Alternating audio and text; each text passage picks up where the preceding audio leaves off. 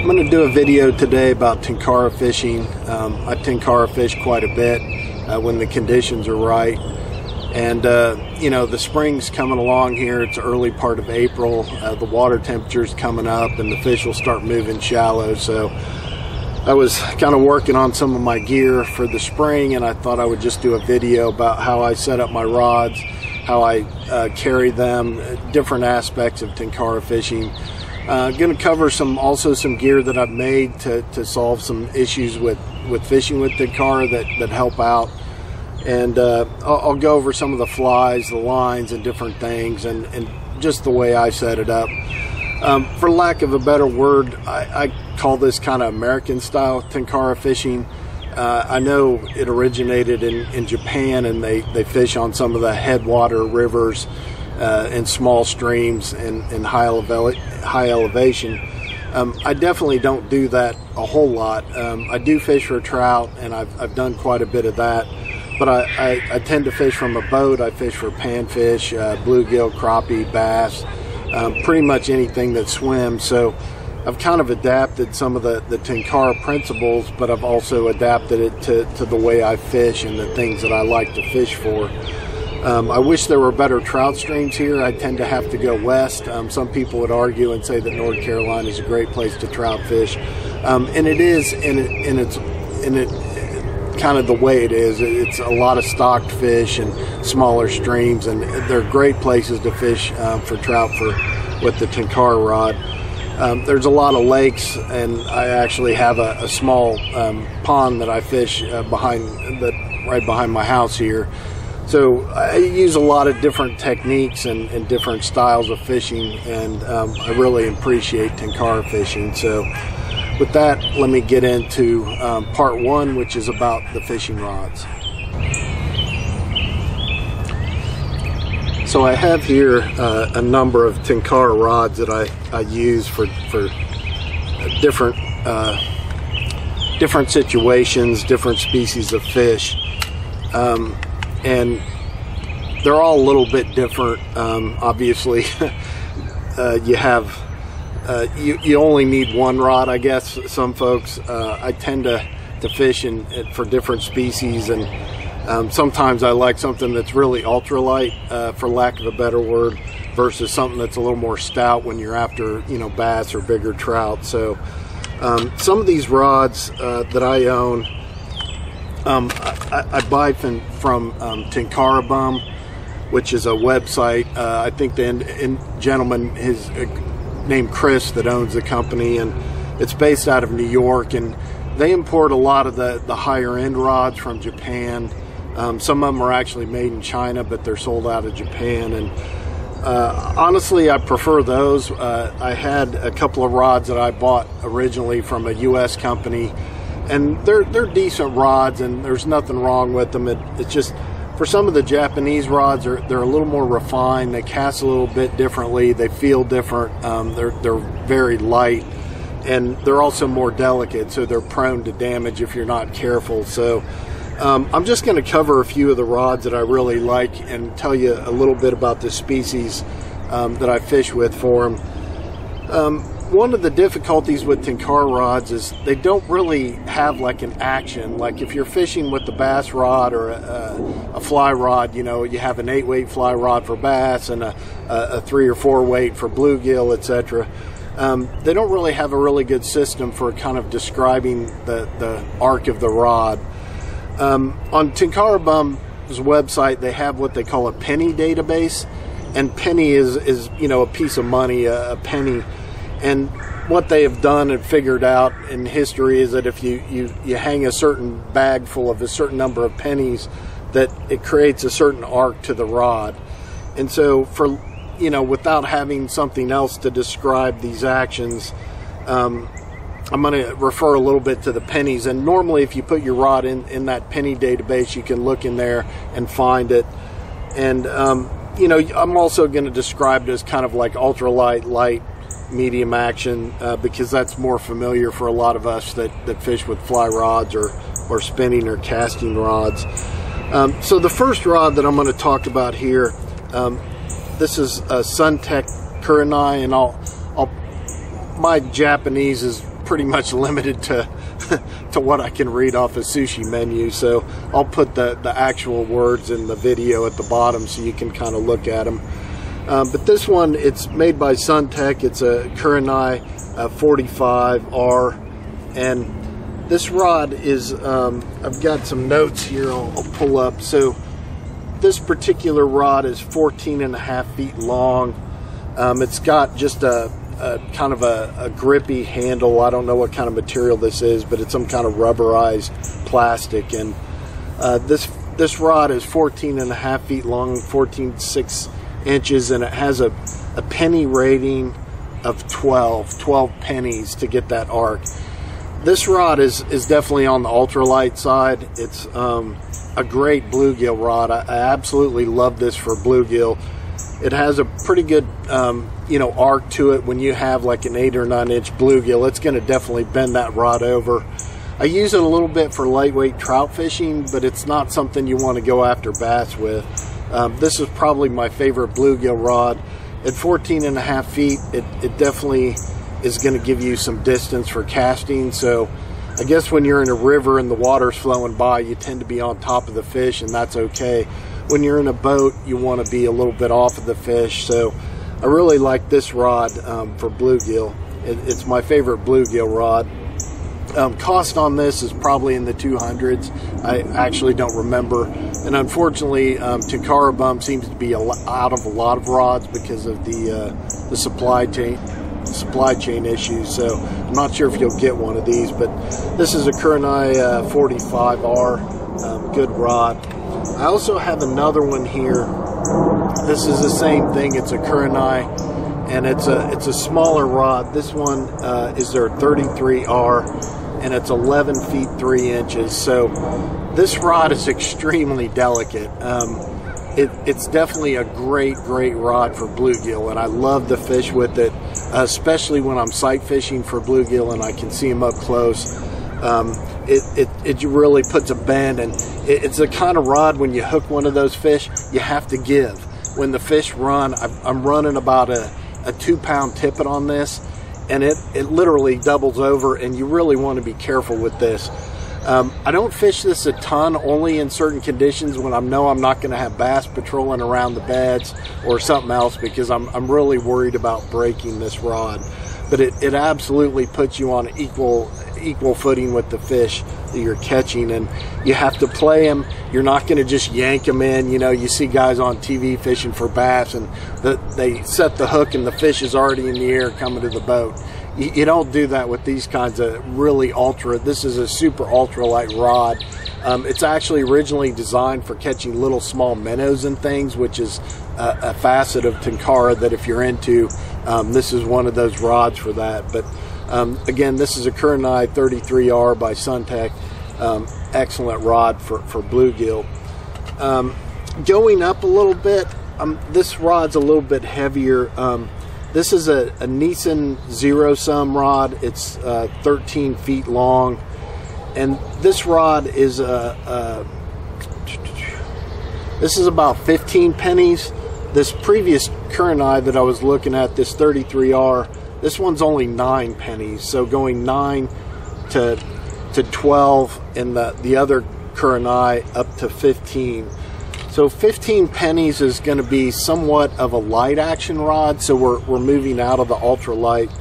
And this Nissan Zero Sum is a good all-around rod for. I use it for trout, bluegill, crappie, very light bass fishing. I've caught some fairly decent bass on it, 16 inches, and haven't had much issue with that.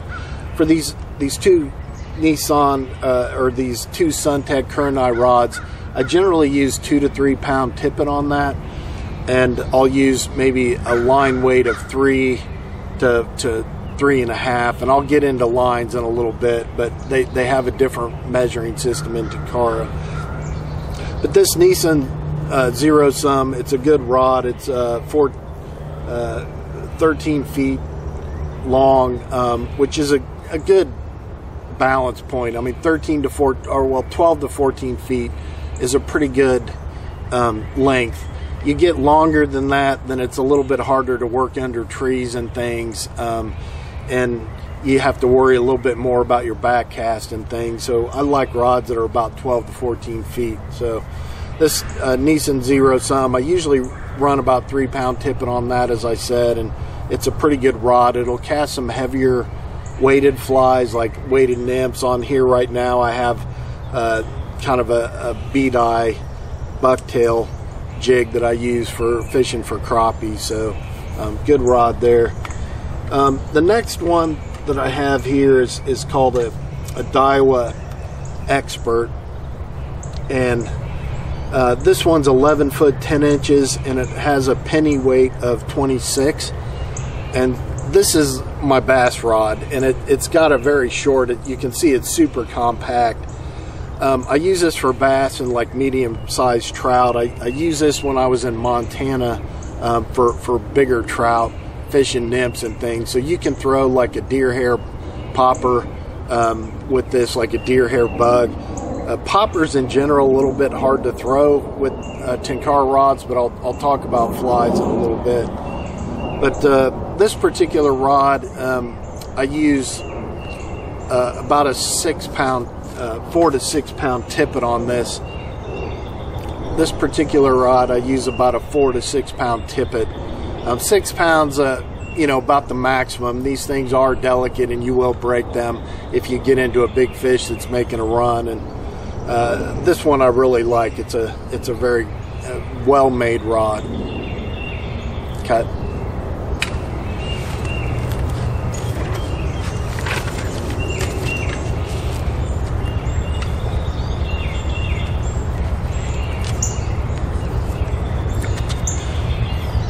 The next rod I'm going to talk about, this one's a Nissan as well. It's an Air Stage.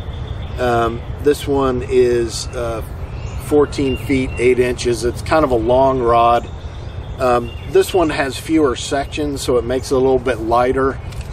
One of the things when you're buying a Tenkara rod that I tend to notice, and the only one that I sent back did this, is if you put the rod fully extended in your hand, it should feel like the weight's somewhat near your hand.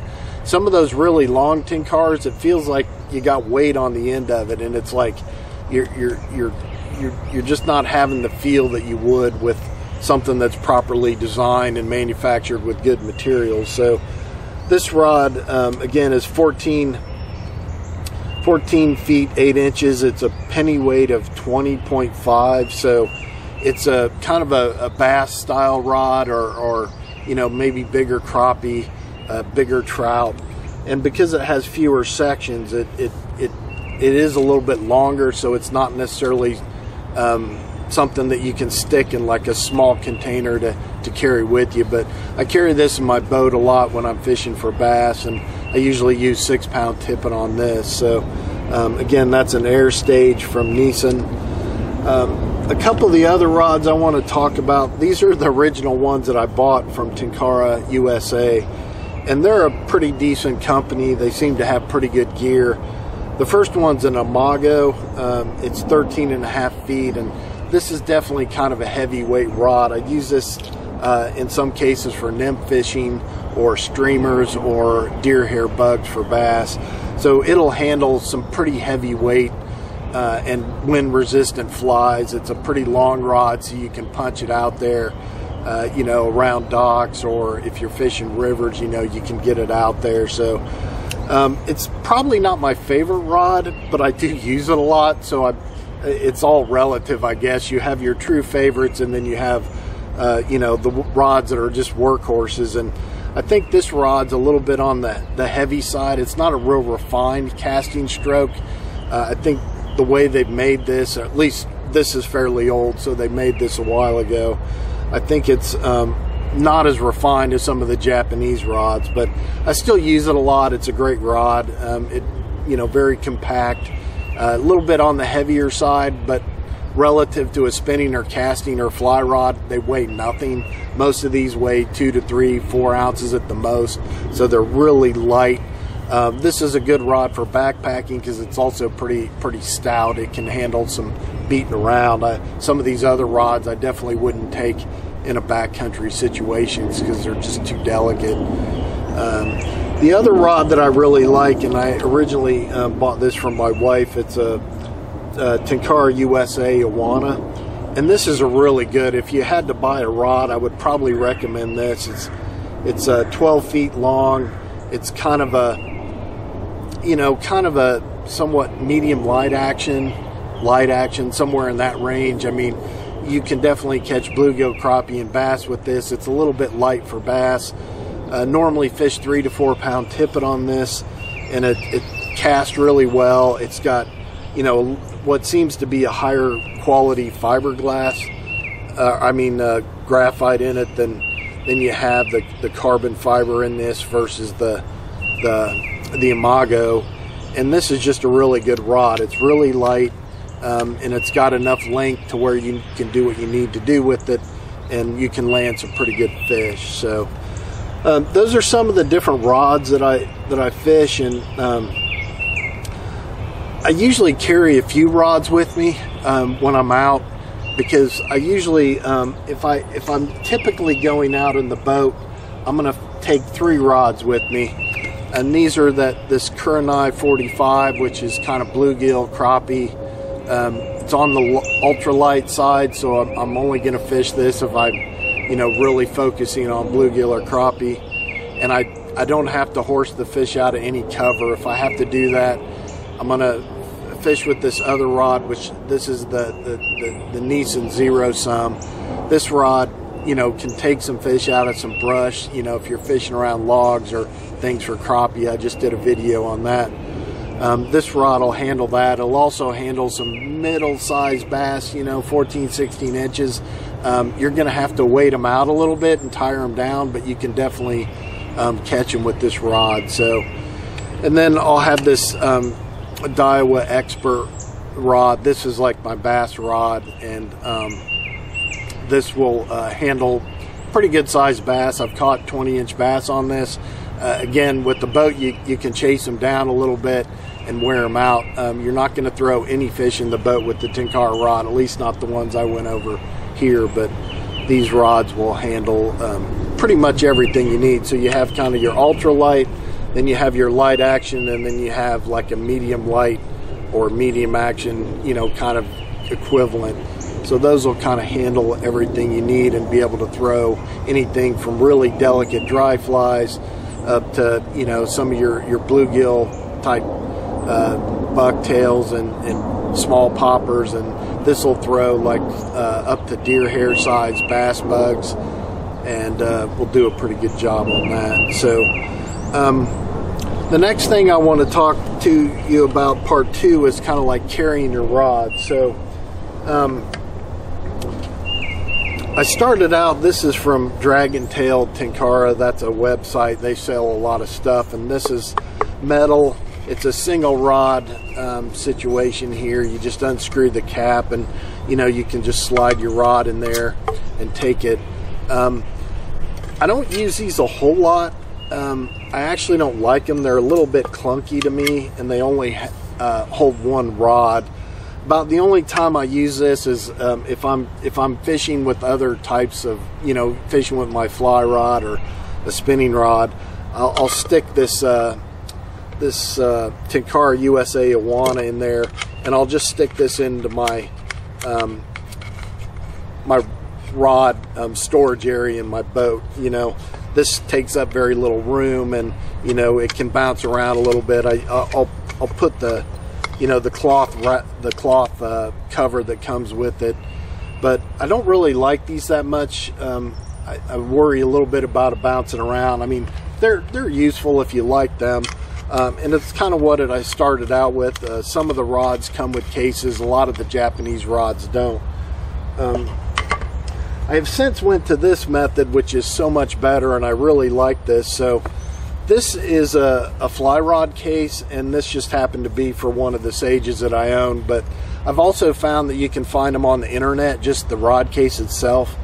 And the nice thing about these, if you can see that, is they have partitions for like 3 or 4 piece rods. So a lot of the rods now are 3 or 4 piece, so they have multiple sections in there.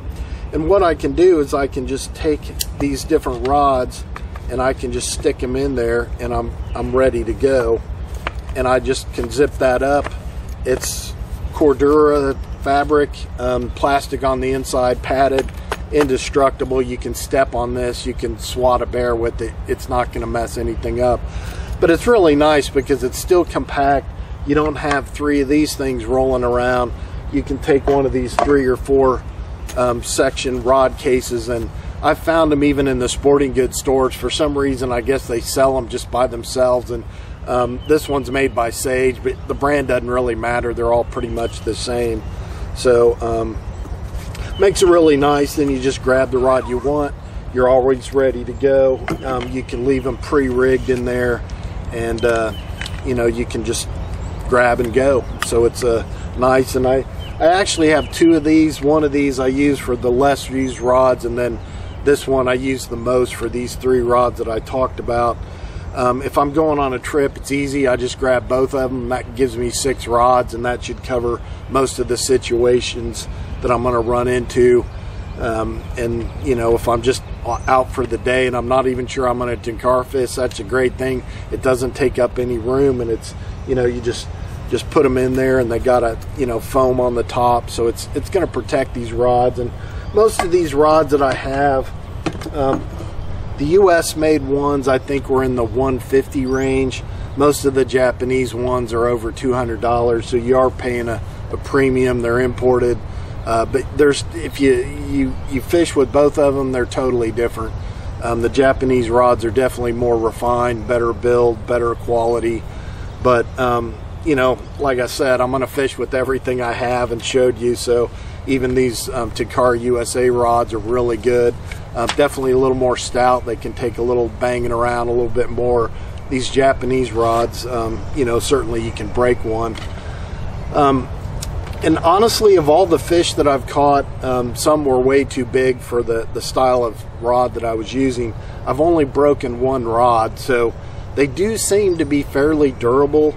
The only rod that I broke was this little one, this really light Kernai 33, and the reason I broke it was 100% my fault. It wasn't on a fish. I was fishing in like 30-degree weather in the rain, and my hands were frozen. They were wet, and I was trying to go in because it started raining really hard, and I was trying to go in and collapse down the rods, and it was just, my hands were cold. I wasn't feeling things, and I pushed too hard, and I just snapped that little tip off. So I got a replacement tip, but you know, that's just something you're going to run into.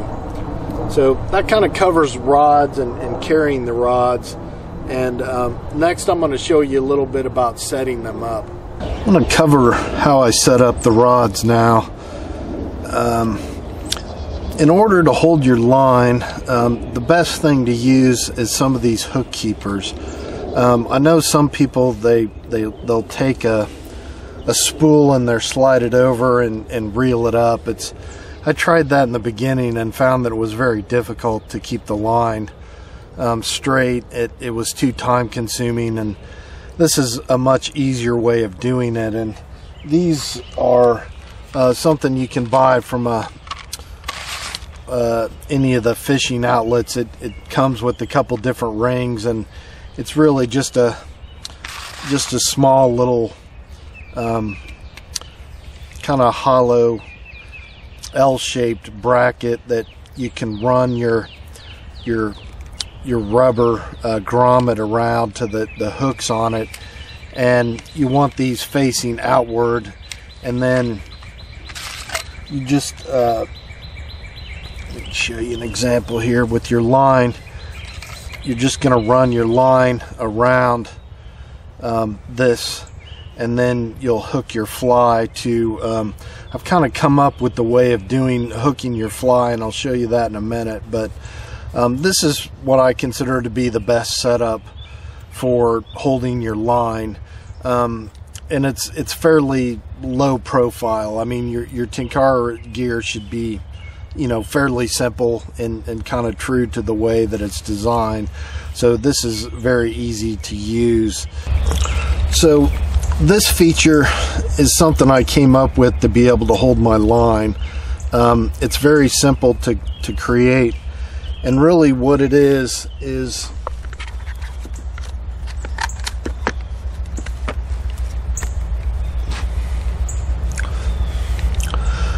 is using these, I don't even know what they call them. You'd have to ask a 13-year-old girl, but it's what the girls use to put their hair in a ponytail.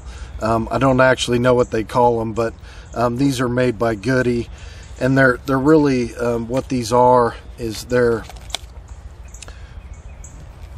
just elastic, and they're really strong. I've used these for a lot of different projects.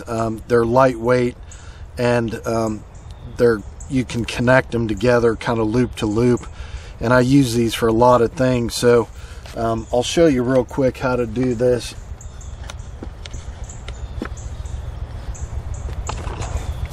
I'm going to use this just piece of PVC to do it. So when you buy these keepers, they have usually two different grommets in there to go around your rod.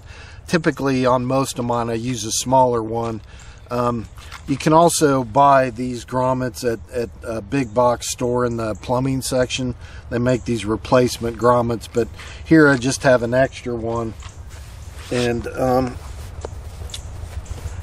what you do is you take a knife and you just cut this and make it one strand, and then what you want to do is you want to go through this grommet twice,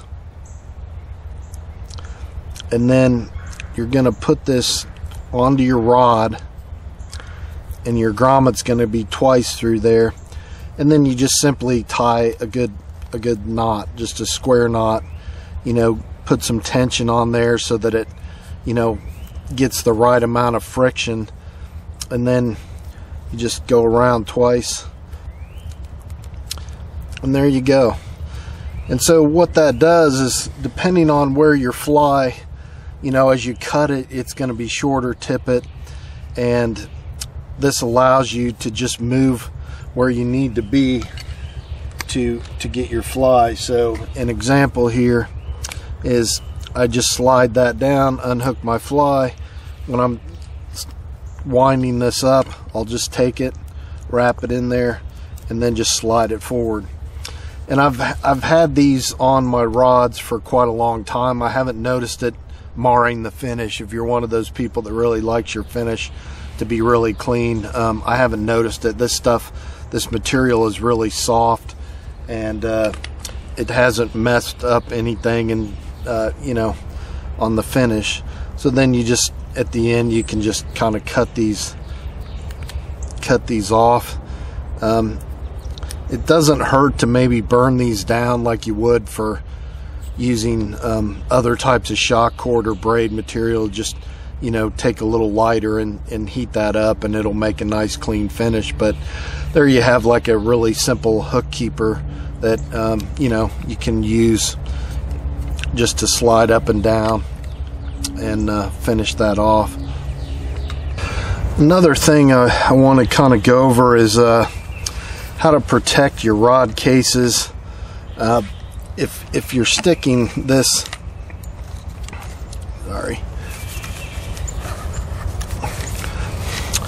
if you're sticking this into one of these rod cases, you obviously have an exposed hook here. So you can, and I do this all the time when I shouldn't, but I used to always stick those in there with the line and the fly attached, because certainly a lot of times I want to keep everything rigged, because I may be switching back and forth between one species and another, or a different fly. I just grab a different rod, so that can be a little bit of a problem.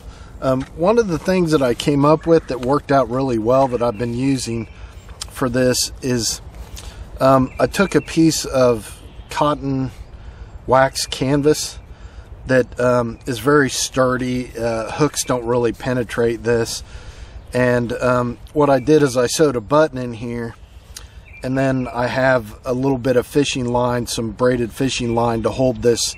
Again, this is one of those hair braid, whatever you call them, and I got just a little grab handle here that's just made out of some jute or some kind of twine. And so what I did is I finished off the edges on these on a sewing machine because you know, canvas unravels. But if you don't have a sewing machine, you can probably make this out of some other material. It's just what I happen to have. And so what I do is I take this where the fly is, and I'll just put this canvas over the top of it, and then I simply kind of just roll it on there, just like you would like a cigar or something. And then I'll just pull that elastic around and grabs it, so I have like a natural protector, and that works out really well to keep that hook protected and away from the fabric of the case. So that works really well, but real easy to make. Took like all of 10 minutes to make that, but I made several of them and I use them all the time.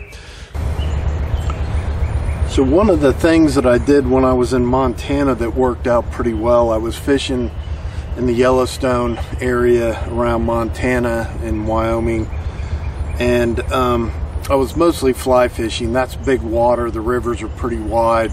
You can certainly Tenkara fish it, but it's you're definitely going to miss some spots because where the river's, you know, pretty wide and it's too deep to wade across, you know, you're not going to be able to reach it. So but I still wanted to use my Tenkara rod, so I kind of set this up to, you know, put this little hook keeper in there, or, you know, hook protector. And I took my fly vest, and I used kind of the old school fly vest. This one's made by Orvis, but I would just take my fly rod or my Tenkara rod and just stick it back there, so it's basically out of the way. It sticks up a little bit, but not too much. And what I would do is, if you've ever been on the Yellowstone River or the Madison River, the Yellowstone River, there's some really big, deep bends in there, and you have some deep water, and those bends are great for streamer fishing for the bigger fish. But what I would do is I would get to these bends, particularly during the week in the fall. There weren't very many people around, so I had the place to myself. And what I would do is I would take my fly rod and fish streamers down through the pool, maybe go down 50, 75 yards, and, you know, hit all the good spots on the other side of the river through the deeper pools. And then once I had done that, I would go back to the head of the pool, and I would take my Tenkara rod, which was rigged up with the nymph. I would lay my fly rod there and kind of sticking up in the air so no one would step on it if they came, and where I could keep an eye on it. But then I would take my Tenkara rod and fish a nymph through that same section. So a lot of times what I didn't catch with the streamer, I would catch with the nymph. And I also caught several whitefish, which I know it's kind of a trash fish in Montana, but they're really fun to catch on a Tenkara rod. They weigh, you know, a pound or so. They're like a big white perch, and they're really fun to catch. So so that way I could kind of use my Tenkara and my fly rod for at the same time. And I do that quite a bit even now. Like if I'm going out after one particular species, I'll usually put a Tenkara rod in my boat or my pack, or, you know, if you're going into the backcountry, you know, it's always nice to have a rod with you. But sometimes spinning rods work well if you're fishing lakes, but Tenkara rods are great if you can either wade out in a lake or if you can, you know, fish in a creek or a small river. So that worked out really well, and this little keeper is very helpful for keeping that hook out of the way. So everything's rigged. All you have to do is take it off, flip it off, stick it in your pocket, you know, extend it, and you're fishing, you know, nymph fishing. And it worked really well for nymph fishing. Because of that longer rod, you get a nice drift through some of those deeper pools, and you can keep the line off the water. It's really good if you have educated trout that have seen a lot of, you know, strike indicators going by and everything else. You know, this is a very finesse technique that often will be more productive in some cases because it's such a quiet presentation. So something to try if you're in some of those situations. In this section, I'm going to talk a little bit about carrying your gear and storing your gear. So this is my preferred bag, my Tenkara bag, and it's not particularly small, but it's relative to what I carry in my bass boat, it is. But yeah, again, this is more my style of fishing, where I'm fishing for a lot of different species, and I want to be able to carry what I need, but in a compact and simple to use system. So this is a bag made by Frost River.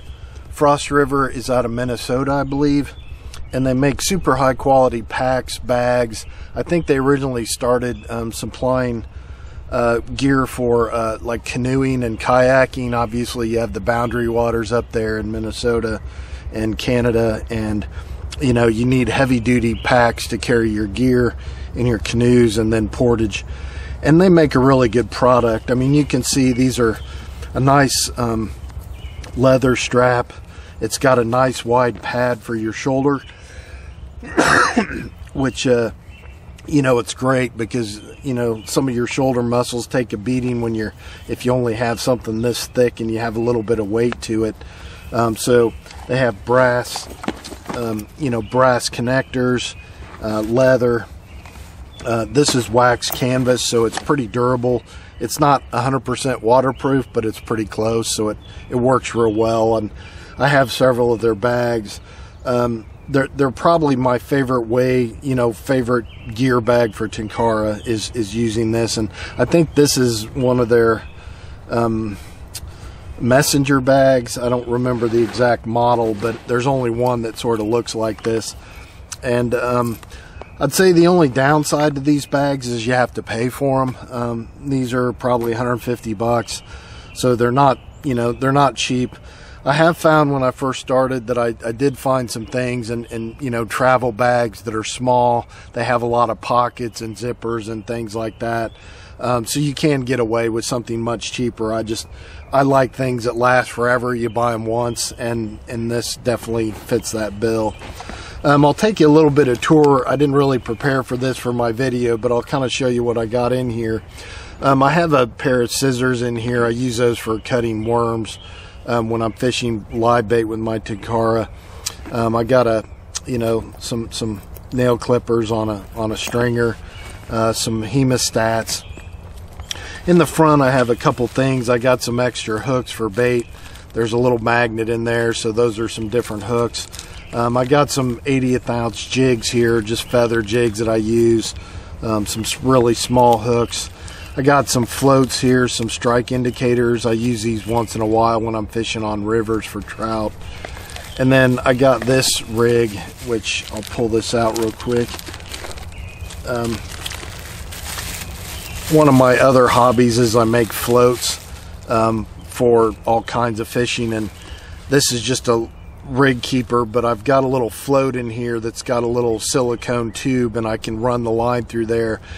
And I use this on my Tenkara rod like a cane pole, and I'll put bait on the hook and pitch it in to docks and you know, down trees, brush, things like that. And I fish a lot for bluegill on the beds using this technique.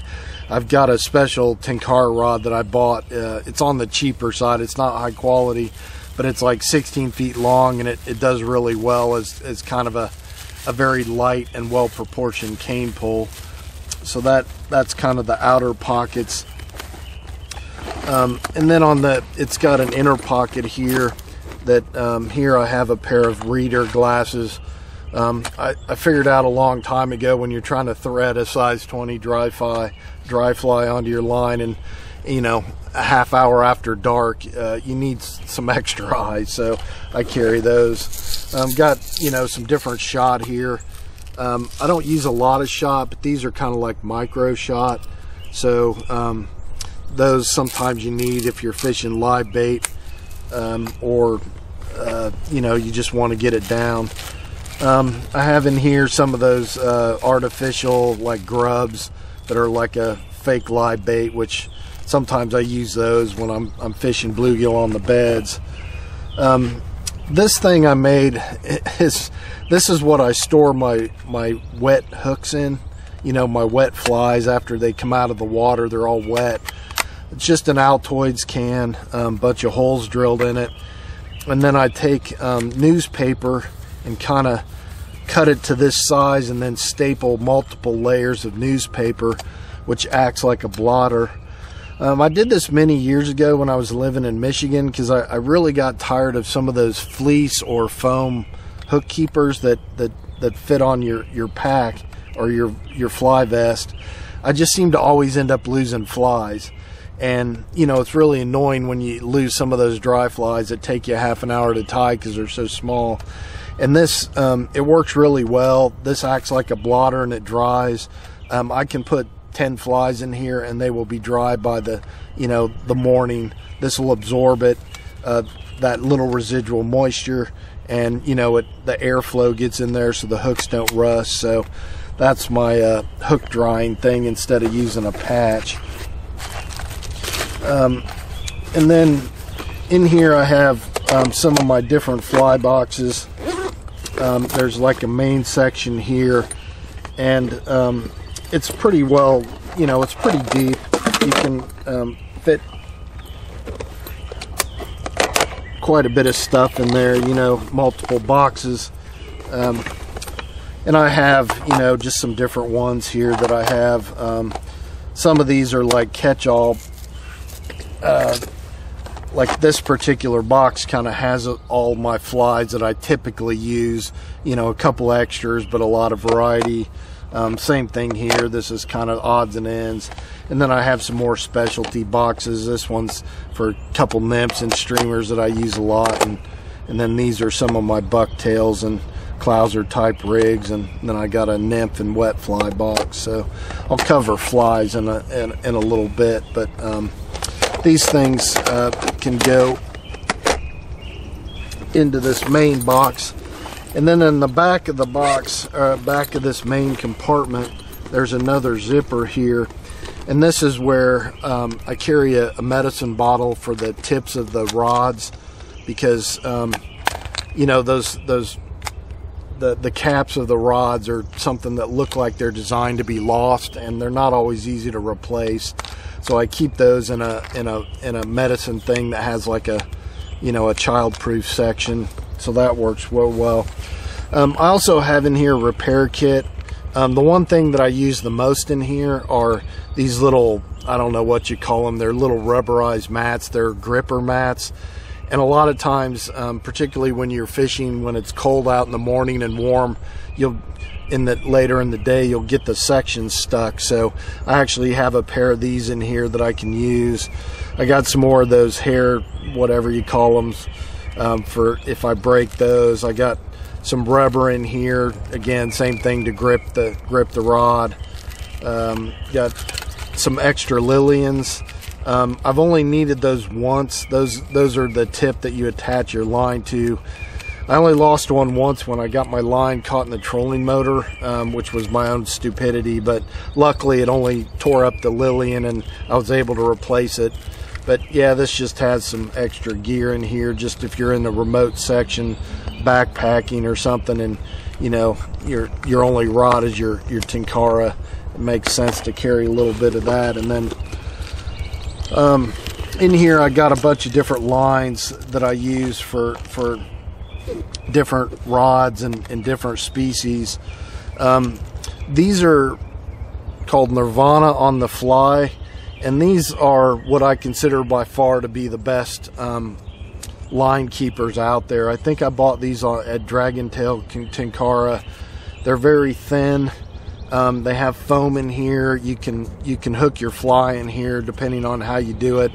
I don't have these set up, but what I do is I take a little bit of frog tape on here, which is used for painting, because it doesn't stick and leave gummy stuff. The residue, you can pull it off. And then I take some little those like little sticky mailing things, and I put the length and the number of the line on there. So I have a bunch of these in different lengths depending on which rod I'm fishing and what species, and I'll usually carry anywhere from 6 to 8 of these on any given trip. And then of course, you gotta have her come out and see what's going on. One of the other lines that I've been experimenting with that is definitely worth a look is, this is actually the equivalent of like a floating fly line. So this is actually like just like a fly rod fly line. I attached a little bit of just regular fluorocarbon line here to attach to the Lillian, but this line works really good if you're fishing for floating flies. And I bought it a couple years ago, and I do use it quite a bit when I'm fishing like a floating fly, like a popper. So that's kind of the lines there. And then the last thing in here, it's got it's got something in back here. I don't use this too much, but sometimes if I'm using a fly box or something, I'm just grabbing it real quick. I'll take maybe a fly box and stick it back there. I mean, I don't really know. It doesn't close off, so you don't want to put anything back there that you'll lose. But it's not bad for maybe a snack or something. It also has a couple pockets in here, which I usually stick a flashlight in there, like a small little pen light if I'm fishing in the evening.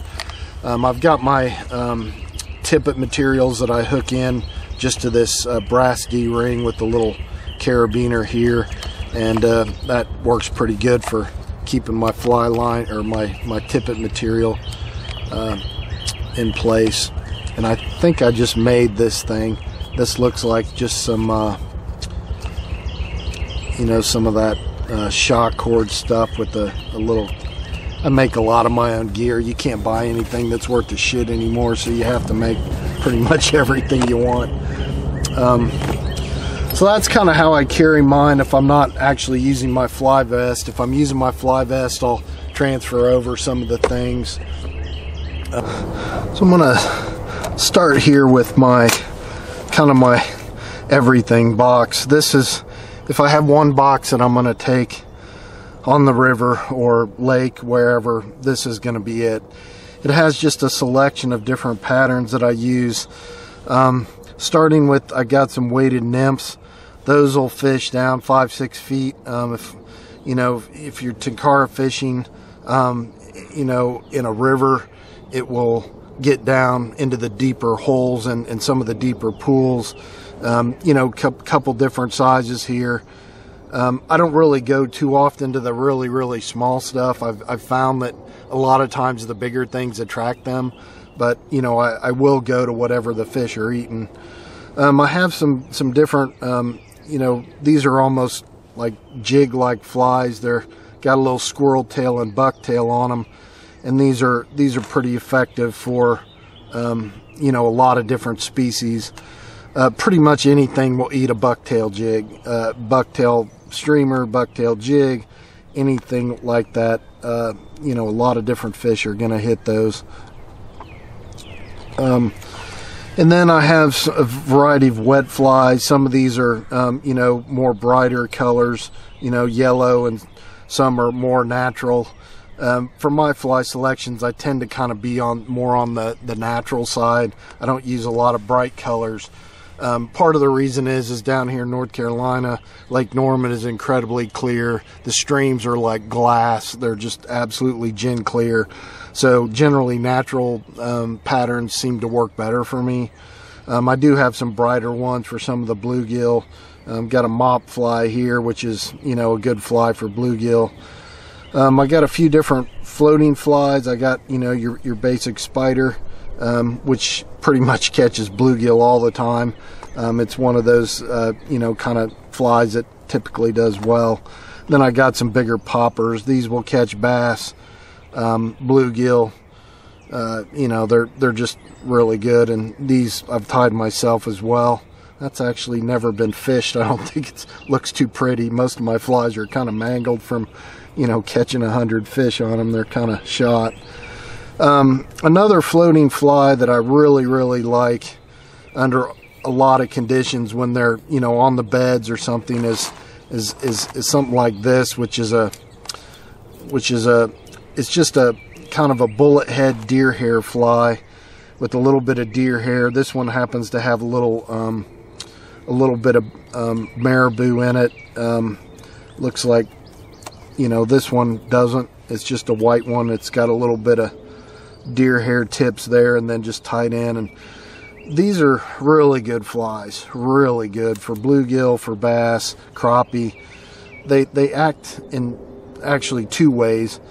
One, when they hit the water, you know, they land very lightly, so that a very small imprint, surface impression when they hit, very delicate. So if the fish are a little spooky or real shallow, you know, it's a very subtle presentation. And it'll float there for a little bit, and as you start stripping it in, that fly will actually sink and it'll start looking more like a minnow. So, you know, when it hits the water, it looks like maybe, you know, a dragonfly or something else. And then when you start stripping it, it looks more like a minnow. So I've caught a lot of really big bluegill on this style of fly. So these work pretty well in a lot of situations, particularly this time of year in the spring when they're up shallow. I got some leeches, which I fish a lot, particularly in Florida. These big black marabou leeches, I mean, they just chew up those big bluegill. I mean, you catch some really big bluegill on these things. And then I have variety streamers. You know, this is another style of floating fly that I tie, and it works really well. In terms of some other flies, when it gets colder in the year during the winter,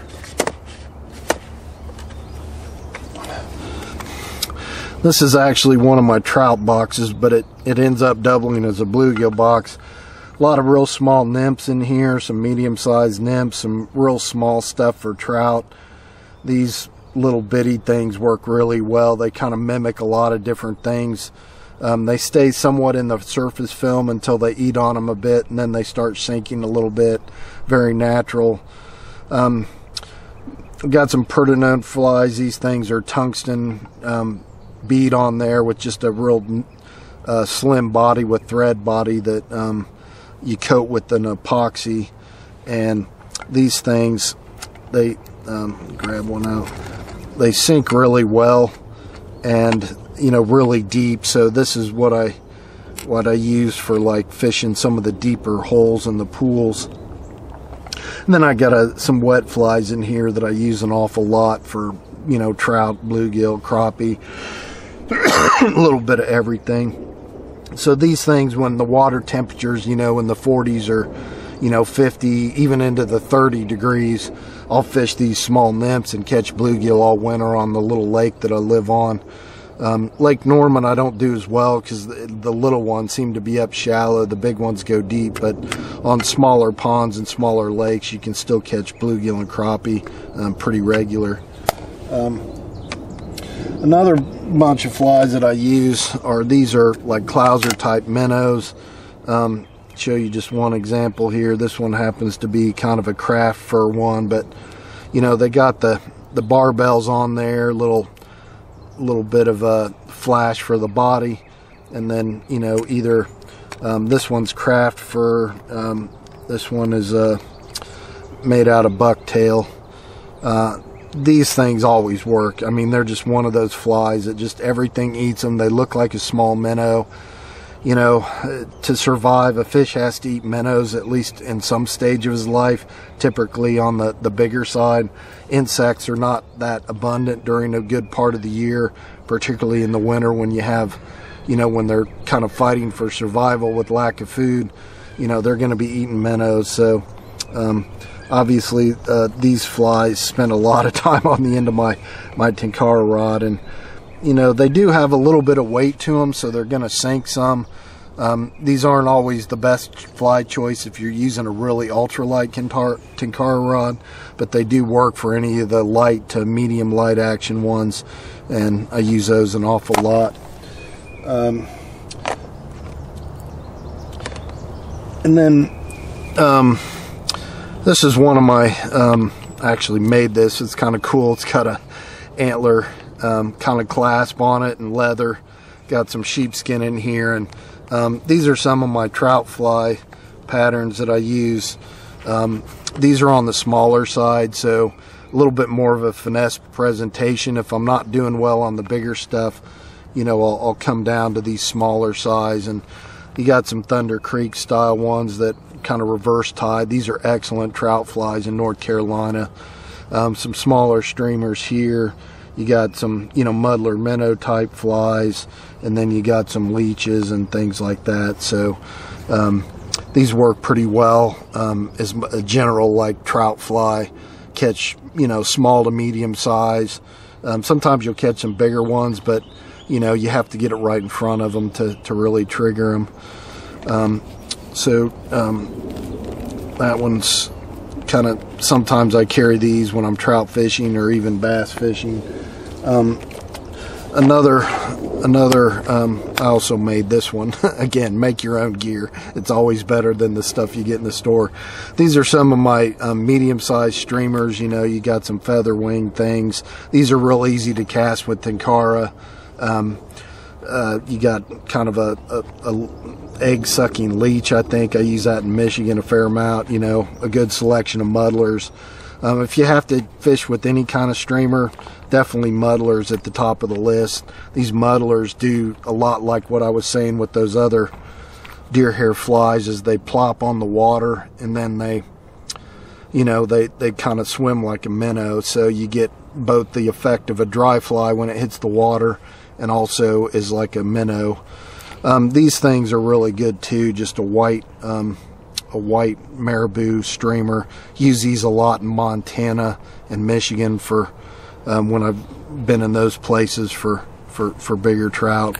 I don't have my other box in here with the really big stuff that I use for like most of my trout fishing that are, you know, big long big uglies, you know, a lot of zonker type flies for big trout, but those are a little bit too much to handle on a Tenkara rod.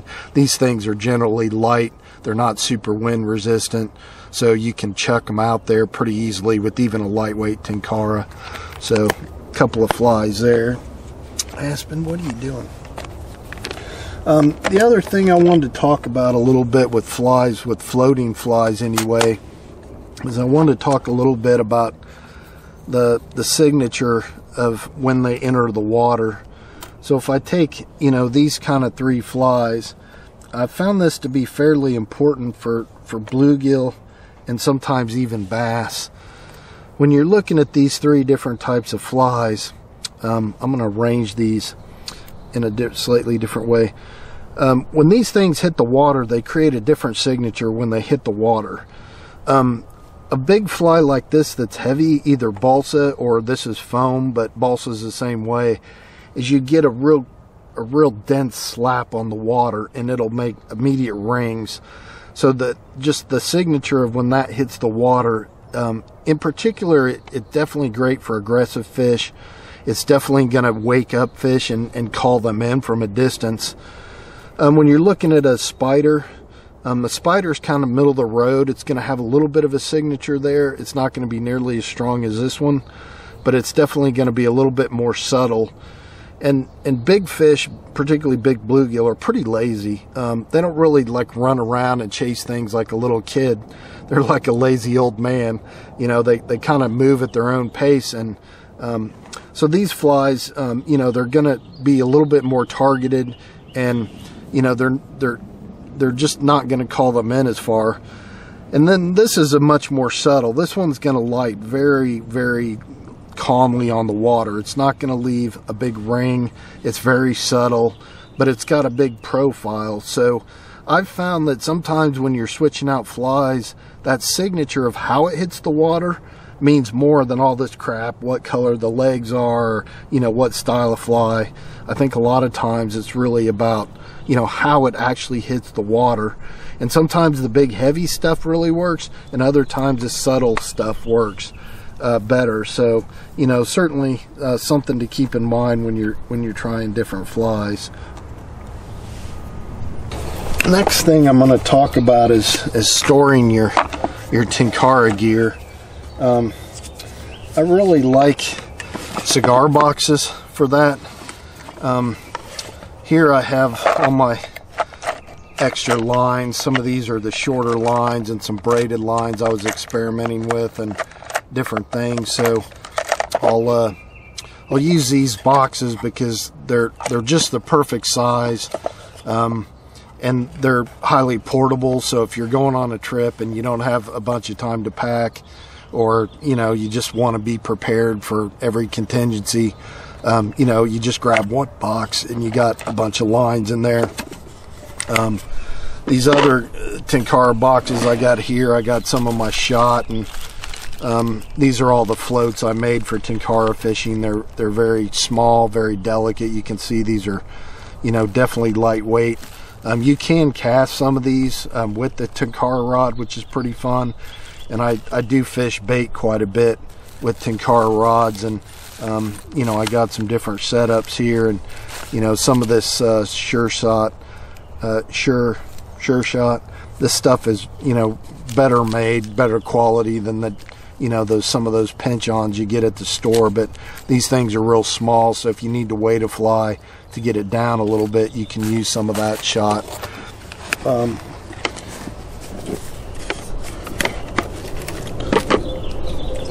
My other box here, I don't know, oh, this is just some extra flies and line. I got some different lines in here that I bought over time, and some of these Nirvana rig spools, these are extra thin.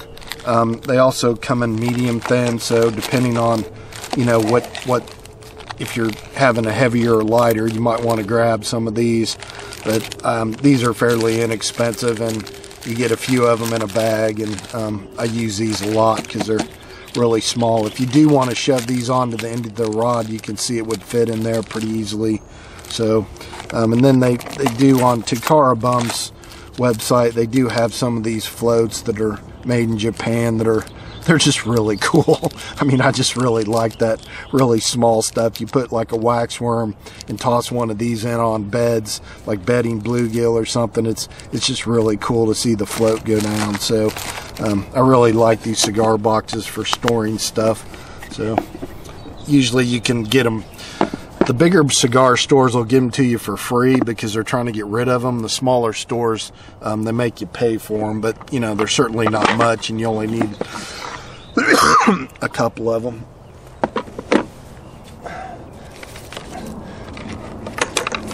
Now, the next thing I'm going to show you, which kind of makes no sense, but you'll get it here in a second.